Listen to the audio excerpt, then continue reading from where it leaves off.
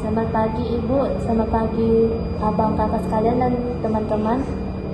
Sebelum kami ingin berdiskusi tentang hasil diskusi yang berjudul Chloroethana, sebelumnya izinkan memperkenalkan diri. Nama saya Tesalonika Jega dengan NIM 2304050038. Perkenalkan, nama saya Sundari Cantika dengan NIM 2304050015. Di sini kami akan berdiskusi tentang overview, terus sifat fisik dan kimia dari bahan baku, dan serta kegunaan dari chloroethana. Setelah itu yang keempat itu kami akan menjelaskan tentang jawab termodinamika dan kinetika dari chloroethana. Yang kelima itu ada macam-macam proses dari etil klorida atau chloroethana. Dan yang terakhir itu kami akan menjelaskan tentang bagaimana sih diagram atau flow diagram itu dari chloroethana yang dihasilkan. Nah, yang pertama tadi kan overview, kamu bilang kira-kira itu chloroethana itu apa sih? Apa itu chloroethana? Nah, chloroethana itu adalah salah satu senyawa kimia yang pada suhu kamar dan tekanan atmosfernya berubah gas tak berwarna. Titik didih normalnya itu 12,3 derajat Celcius. Gas ini mudah ditekan, membentuk cairan yang bening dan jernih. Chloroethana itu juga mudah terbakar, dan bila terbakar ujungnya berwarna hijau, lalu bisa menghasilkan uap dari hidrogen. Oh, kalau begitu chloroethana itu gimana sih sejarah perkembangannya sehingga menghasilkan produk chloroethana? Sejarahnya itu yang aku tahu itu pada abad ke-15 itu chloroethana diproduksi dari etil alkohol dan hidrogen oleh Valentine. Tetapi pembuatan chloroethana itu secara industri baru dimulai pada tahun 1992 di Amerika sebagai bahan dasar pembuatan tetraetilit atau TETEL. TEL itu merupakan bahan tambahan yang digunakan untuk meningkatkan kualitas dari bahan bakar yang berfungsi sebagai anti knocking. Oke. Sekarang aku mau nanya lagi deh. Kira-kira di Indonesia ini ada nggak sih yang memproduksi chloroethana? Menurutku sih di Indonesia kayaknya belum ada sih, tapi yang aku tahu itu masih ada di Gujarat, India, yaitu didirikan pada tahun 1977. Dia memproduksi bahan kimia klorinasi curah dan zat antara sintetis gitu dia. Kamu Di Indonesia belum tahu sih. Kalau boleh tahu apa tuh nama perusahaan yang bikin itu? Kalau yang aku tahu ya, yang perusahaan India yang aku bilang tadi itu namanya Claritech Industry. Kenapa mau ke sana ya? Saya mau penasaran aja nih, bagaimana sih sifat fisika, sifat kimia, dan tinjau termodinamika yang lain-lain. Sekali-sekali ke sana, mana tahu kan mau nengok ini pabriknya. Oh begitu. Baru tuh kalau aku boleh tahu apa tuh sifat fisik dan sifat kimia? Kalau yang aku tahu sifat fisik dan kimia dari chloroethana itu sifatnya dia mudah menguap, terus mudah terbakar juga, beracun, jernih, warnanya itu kayak jernih gitu, memiliki rasa dan bau yang khas. Terus sifat-sifat fisiknya itu berat molekulnya itu 46,7 gram per mol, lalu titik didihnya itu 78,32 derajat Celcius, lalu titik leburnya itu negatif 111,15 derajat Celcius, terus suhu kritisnya itu 516,25, lalu tekanan kritisnya itu 63,84 derajat Celcius. Terus berat jenis pada 20 derajat Celcius atau 1 atm itu ada di 0,7894. Lalu viskositasnya itu pada 20 derajat Celcius itu ada 1,17.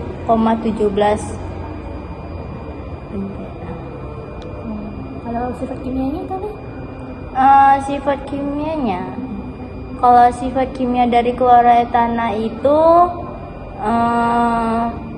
dia jika dihidrogenasi akan menghasilkan asetaldehid. Terus dari etil alkohol dan asam karbosilat atau anhidrat akan menghasilkan ester. Oksidasi dari larutan etil alkohol menjadi asam asetat dapat dilakukan dengan oksigen pada tekanan 1 atmosfer dengan bantuan dari bakteri. Terus gugus hidroksilnya pada etil alkohol dapat diganti dengan hidrogen untuk menghasilkan etil halida. Terus reaksi antara etil alkohol dan hidrogen klorida dengan katalis kalsium klorida pada temperatur 70 derajat Celcius dan tekanan 1 atm akan menghasilkan etil klorida dan air. Oh, baiklah. Setelah itu chloroetana itu tadi kamu bilang berarti berbahaya dong. Kalau begitu, kalau dalam konteksnya K3 nih, kesehatan keselamatan kerja, apa sih yang harus dilakukan supaya tidak membahayakan bagi kesehatan dan yang lain keselamatan? Karena chloroetana itu berbahaya, jadi kita harus tahu pentingnya dalam penyimpanan chloroetana yang baik agar kita bisa menjauhi bahaya itu sendiri ya. Kalau untuk tempat penyimpanannya itu yang baik harus dilakukan di area yang sejuk, terus dia kering dan berventilasi baik. Terus dia jauh dari sumber panas, dari api dan sinar matahari langsung. Nah, wadah penyimpanannya juga harus terbuat dari baja, tahan karat atau baja beton untuk menghindari penggunaan aluminium, tembaga atau plastik yang tidak kompatibel. Terus sistem ventilasinya itu harus memadai untuk mencegah alumulasi uap yang dapat menyebabkan ledakan. Kan kalau kita nyimpannya yang baik kan kita ini jauh dari bahaya. Entahnya kita simpan terus kita nggak memperhatikan itu, tiba-tiba dia meledak gitu kan, kita kan nggak tahu, terus bisa terbakar juga. Makanya itu kita penting untuk mengetahui cara penyimpanannya, terus bagaimana penggunaannya gitu, dan apa yang harus kita cegah. Jadi cuma itu dong berbahaya. Ya sih. Terus kalau kita terpapar, misalnya nih kita terhirup kan chloroetana, ya pencegahannya kita harus menghirup keluar udara segar agar udara yang segar itu masuk, jadi kayak yang itu nggak berpengaruh bahaya. Terus kalau misalnya juga tetap nggak bisa, kita ke medis untuk bantuan pernapasan. Terus kalau misalnya chloroetana itu terkena tangan, caranya itu kita bilas gitu beberapa menit sampai dia kayak biar kita nggak terpapar gitu. Terus kalau misalnya kita termakan gitu kan, mana tahu lagi gabut terus minum chloroetana ya, minum chloroetana. Nah, kita minum air putih sampai banyak, terus jangan kita muntahkan. Kenapa? Karena nanti jadi 2 kali gitu, dia udah dari sini terus keluar lagi, dia jadi 2 kali gitu, jadi kayak lebih bahaya gitu. Terus kalau kita terkena mata, kita bilas dengan air yang mengalir gitu. Terus kalau misalnya terkena pakaian atau baju, langsung kita buka APD kita yang kita gunakan. Pokoknya sebisa mungkin kita menjaga keselamatan K3 itu. Karena apa? Karena kalau kita ceroboh terus kita nggak menjaga K3 itu, nanti bisa berbahaya untuk kita dan orang lain. Misalnya kita bawa nih, terus tiba-tiba jatuh ke orang lain, terus kita nggak tahu kayak mana pencegahannya gitu. Tapi kalau misalnya kita udah tahu nih bahayanya apa, cara cegahnya gimana, jadi kita tahu, oh dia kena, oh berarti kita harus gini gitu. Jadi kayak penanganan sekaligus pencegahan. Gitu. Kira-kira sejauh ini apa sih keuntungan jika chloroetana ini didirikan dan dikembangkan di Indonesia? Kalau menurutku sih ya, kalau keuntungannya itu dapat menghemat devisa negara. Seperti karena impor dapat dikurangi, bahkan jika terlebih bisa diekspor. Lalu proses alih teknologi itu daya industri berteknologinya tinggi, jadi diharapkan dapat meningkatkan pengetahuan dan kemampuan dan keterampilan tenaga kerja di Indonesia, sehingga dapat mengurangi ketergantungan kepada tenaga kerja asing. Terus kita bisa menambah lapangan kerja kepada penduduk sekitar wilayah industri yang akan kita dirikan. Oh begitu. Oh, kalau begitu, kalau kamu tahu nih, apa sih kegunaan dari chloroetana? Menurutku kegunaan dari chloroetana ya, pembuatan etil selulosa mungkin, terus cat, obat-obatan, terus pembuatan tetraetilet gitu. Soalnya itu sih yang aku tahu. Tapi ya coba nanti cari dulu jurnal. Kalau yang saya lebih tahu lagi, chloroetana itu digunakan sebagai bahan baku untuk tetraetil timbal. Lalu zat anti pembakaran dalam bensin. Lalu penggunaannya telah menurun karena masalah lingkungan. Penggunaan sebelumnya terutama aplikasi sebagai zat pendingin, anestesi, dan bahan penutup styrofoam. Saat ini digunakan juga secara industri dalam sintesis seperti etil selulosa, bahkan pengental dan pengikat dalam cat dan kosmetik. Rumusnya itu adalah CH3CH2Cl dengan massa molarnya itu 64,51 gram per mol.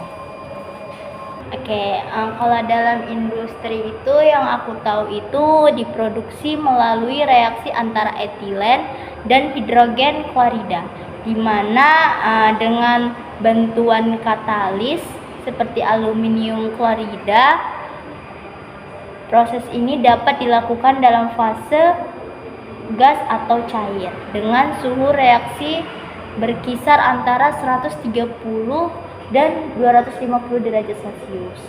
Alternatif lain termasuk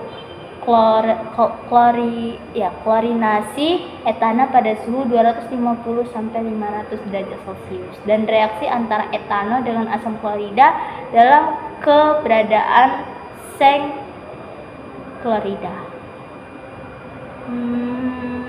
Oh, berarti setiap metode produksinya memiliki resiko ketiga sendiri. Ya, aku pengen tahu deh tentang tinjauan termodinamika dan kinetika tentang chloroetana di dalam teknik kimia gimana? Oh, baiklah. Kalau tinjauannya itu yang saya tahu itu reaksinya itu melibatkan pemusnahan ikatan seperti C dengan Cl. Ikatannya tapi polar. Dia membutuhkan energi. Terus kemudian kalau ikatannya C dengan O dalam etanol, energinya akan dilepas. Dan secara umum reaksinya eksotermis atau melepaskan panas karena energi total ikatan yang terbentuk lebih besar daripada yang dilepas. Kemudian delta H kurang dari 0, artinya sistem melepaskan panas. Spontanitas atau delta G-nya bisa negatif tergantung dari kondisinya lah, tentunya basah dan juga suhu. Gitu. Nah, karena delta H kurang dari 0 dan entropi sistemnya juga bertambah dan kurang dari terlarut, maka reaksinya akan cenderung lebih spontan. Dan kemudian laju reaksi. Nah, laju reaksinya itu tergantung dari konsentrasi nukleofil atau OH negatif. Kemudian ada tipe pelarutnya, dia tuh polar aprotik atau aprotik dengan protik yang mempercepat SN1. Kalau aprotiknya itu mempercepat SN2. Dan sifat senyawanya chloroetan cenderung mengikuti mekanisme SN2 karena merupakan halida akil primer. Kemudian untuk energi aktivasinya, reaksinya tanpa katalis membutuhkan energi aktivasi moderat yang menghasilkan reaksinya tidak langsung terjadi spontan dalam suhu ruang. Kemudian reaksi dipercepat oleh peningkatan suhu ataupun peningkatan dari pelarut yang sesuai. Dan kemudian itu pengaruh katalisnya. Dalam katalisa ini tidak diperlukan katalisa kimia karena OH negatif itu sudah berfungsi sebagai reagen yang aktif. Tapi enzim atau asam Lewis dapat bertindak sebagai katalis dan modifikasi limbah, modifikasi industri. Proses spontan dengan atau tanpa menggunakan katalis, termodinamika reaksinya spontan atau delta G-nya negatif. Tapi secara kinetika tanpa katalis atau kondisi khusus, reaksinya berlangsung lambat. Dengan kondisi tepat seperti suhu, larut, konsentrasi, nukleofil, reaksi bisa berlangsung cepat tanpa diperlunya katalis tambahan. Gitu. Oh, seperti itu. Ya.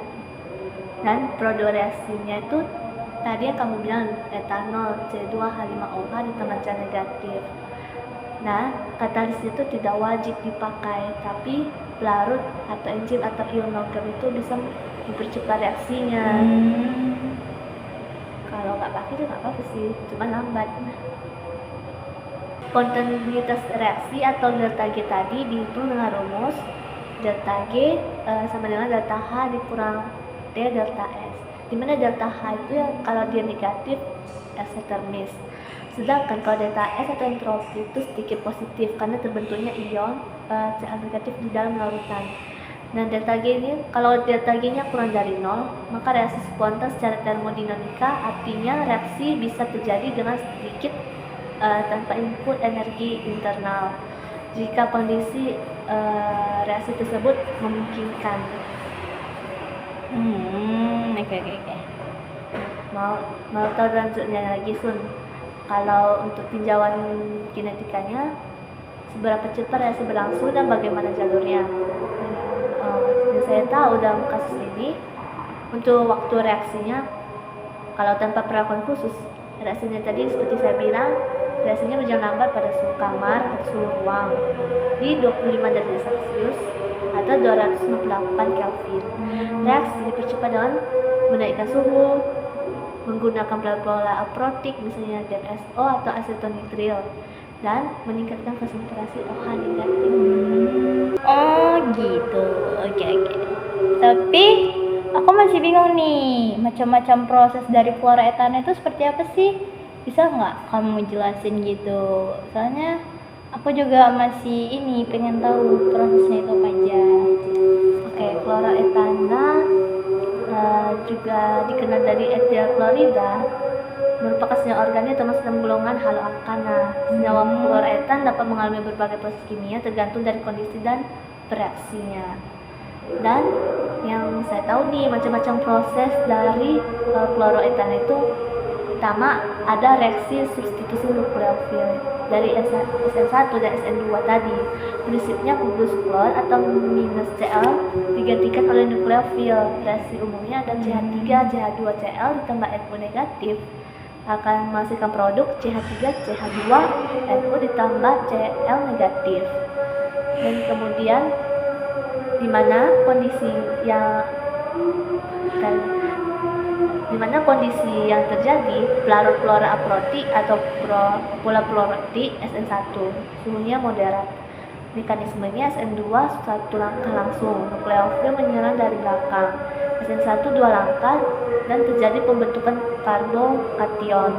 Karena halogenasi sendiri sudah merupakan haloalkana, jadi halogenasi berikut bisa berarti penambahan halogen pada karbon tersisa, substitusi atom Cl dengan halogen lain, terakhir pembentukan senyawa dihalogen, trihalogen, dan lain-lain. Gitu. Baru yang saya tahu juga ada halogenasi radikal bebas pada ikatan C dengan ikatan hidrogen atau H. Reaksinya CH3 CH2Cl ditambah Br2 akan menghasilkan produk CH2 Br CH2Cl ditambah HBr dengan adanya bantuan cahaya atau sinar UV. Mekanismenya melibatkan reaksi radikal bebas, tahapannya deinisiasi, propagasi, terminasi. Itu bisa terjadi di karbon primer atau CH3 negatif atau sekunder CH2 negatif. Ya, contoh produk itu biar kamu tahu ada pertama 1 bromo 2 fluoroetan, Yang kedua, ada 1,2 di bromoetan jika halogenasi terus berlanjut.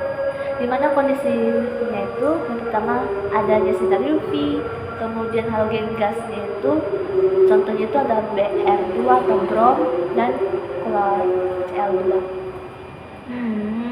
Oke oke. Aku juga masih bingung nih, langkah-langkah proses apa di dalam produksi chloroetana. Kamu tahu nggak langkah-langkah apa aja itu? Macam-macamnya atau langkah-langkah proses apa aja? Tahu dong, langkah-langkah proses itu ada persiapan bahan dulu. Bahan utama itu pastinya kloroetana dalam bentuk cair ataupun gas. Ada halogen berupa brom, Br2 atau klor atau Cl2 dalam bentuk gas atau cair. Yang dibutuhkan itu inisiator energinya sumber UV yang melalui lampu merkuri. Yang kedua ada proses inisiasi radikal. UV menguraikan molekul halogen membentuk radikal bebas. Contohnya itu brom tadi menjadi 2Br. Yang ketiga ada propagasi reaksi. Bromnya menyerang kloroetana. Dengan reaksi CH3 CH2Cl ditambah Br akan menghasilkan produk CH3 CH2Cl tambah HBr. Reaksi ini terus berlanjut jika ada Br2. Yang keempat itu ada terminasi reaksi, radikal bebasnya bergabung. Maka reaksinya itu Br ditambah CH3 CH2Cl akan menghasilkan reaksi CH2Br CH2Cl. Berikutnya ada pemurnian produk. Pemurnian produknya itu bisa melalui proses distilasi atau ekstraksi dipakai untuk memisahkan di haloalkana produk utamanya. HBr itu produk sisa dan halogen bebas. Kemudian ada pengolahan limbah.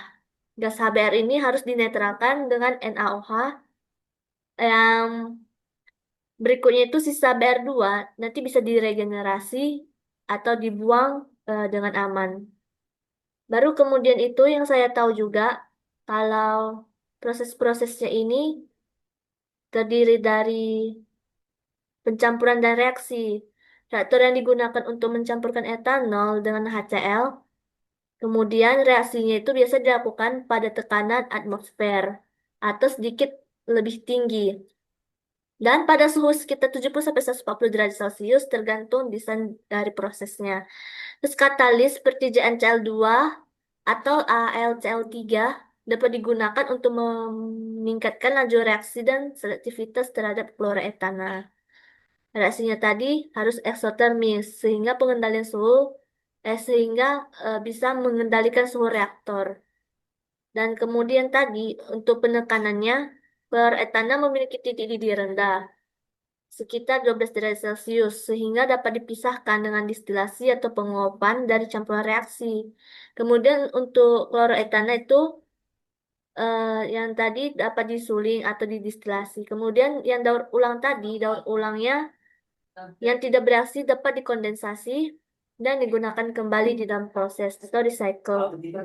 Kemudian itu kalau ingin mendistribusikan dan dikemas, kloretan yang dihasilkan disimpan di dalam tangki khusus dalam fase cair di bawah tekanan dan atau suhu rendah. Produk produk siap untuk didistribusi atau digunakan sebagai bahan antara industri. Misalnya untuk pembuatan etil benzen atau tetraetil timbal. Seluruh proses harus bisa dikendalikan dengan lebih baik untuk mencegah kebocoran HCl dan emisi gas yang terbuang dan bisa merugikan lingkungan. Itu sih.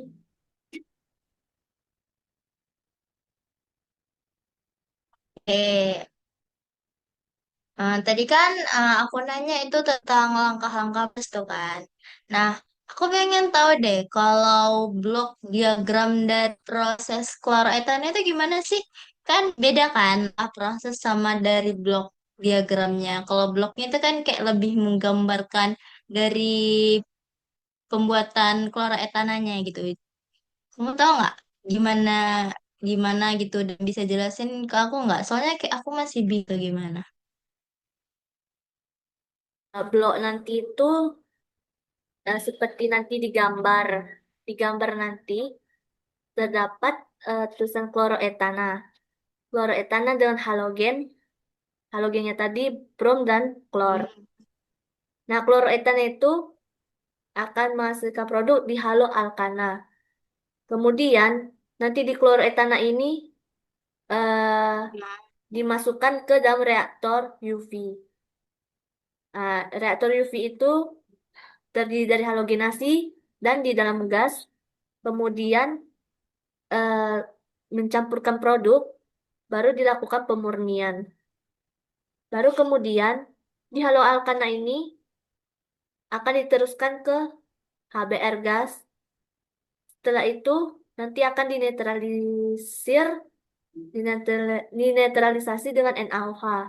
Kemudian yang HBr gas ini nanti akan menghasilkan limbah. Limbahnya tadi itu bisa diolah kembali, seperti recycle tadi. Nah, kloroetana ini hasil dari reaksi halogenasi alkana. Nah, kamu tahu nggak aplikasinya itu bisa berupa pembuatan vinil klorida atau PVC. Dan kedua ada pelarut industri untuk lemak Oh, di bahan bakar atau resin. Dia itu digunakan untuk industri pestisida. Nah, suhu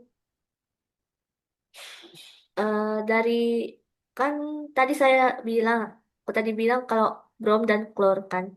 Nah, sebenarnya kalau kloroetana ini juga bisa dari fluor. Pokoknya itu dari unsur-unsur atom halogen lah. Jadi bisa menghasilkan produk seperti yang kamu bilang sebelumnya kayak cat dan lain-lain. hmm, seperti itu. Oke, em, tadi aku udah nanya tentang langkah prosesnya, terus udah nanya blok diagramnya. Nah, aku masih bingung sih ada satu yang aku masih bingung kayak perhitungan dan bagian proses dari kloroetannya kloroetananya itu kayak mana? Kayak perhitungan dari prosesnya gitu. Kayak mana cara kita menghitung kayak produknya gitu, produksinya, pembuatannya. Oh, kalau produknya itu tadi berdasarkan reaksi utamanya itu ya C2H4 tambah HCl. Menghasilkan produk C2H5Cl kan. Ada C2H4 itu etana, HCl itu hidrogen klorida. Dan C2H5Cl itu kloroetana. Hmm. Kemudian untuk perhitungannya, perhitungannya itu didapatkan dari buku eh, tinjauan termodinamika pada reaksi pembentukan etil klorida. Nah, tabel perbandingan itu sebenarnya ada di buku. Lalu, begitu juga dengan daftar delta H 298 Kelvin komponen, komponen CH2H5OH, HCl, dan H2O. Nah, delta H yang 298 dengan satuan Kj per mol, nanti bisa dilihat itu di tabel